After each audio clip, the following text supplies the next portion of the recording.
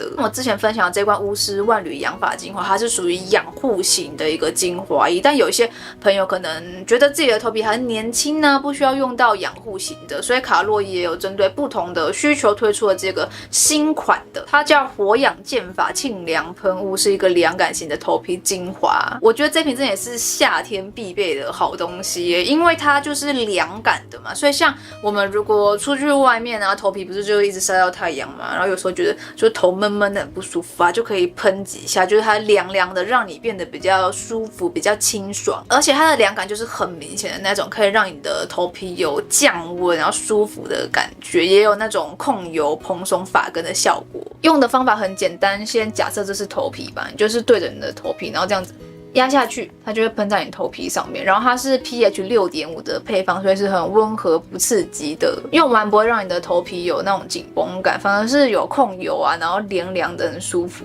我现在喷给你们看，你们知道就是我头顶的头发有点少，所以我真的是蛮注重头皮的保养的，就是这样子可以分区去喷在你的头皮上面。那如果有时候你出门呢，觉得头皮可能有点臭臭的油味的时候啊，也可以喷它，因为它这个香味很舒服。这个香味是跟瑞士的顶级香水厂的调香师合作调出来的味道，所以很好闻。前味是香柠、柑橘跟佛手柑，然后中味是茉莉、百合、豆蔻，那后味是橡木、檀香、白松香、麝香跟琥珀。它跟香水一样有前调、中调跟后调，所以会有那种擦了香水的效果。喷完之后，头皮就是会开始有凉凉的感觉，就像是吃了薄荷糖的那种凉感，然后你就让它稍微的吸收一下，头皮就不会觉得闷闷的。最重要的是它里面的红梨木精华、维他命 B3 跟咖啡因也都是可以保养头皮啊、强健发根的配方。它们里面用的都是欧盟认证的有机原料，而且是台湾制造的高品质，更让人放心。那有些人可能会想问说，有2款精华液到底要怎么选呢？其实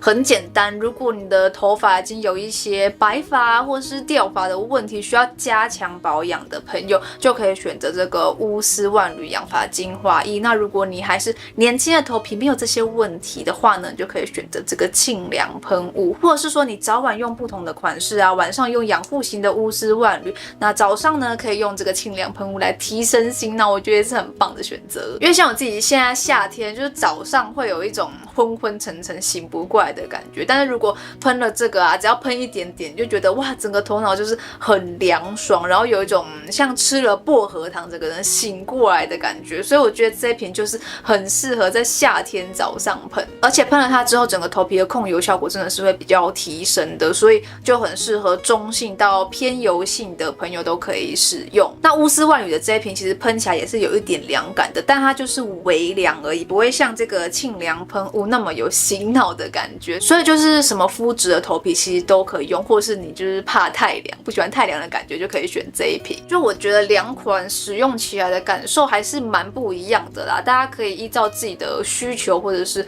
肤质再来挑选咯。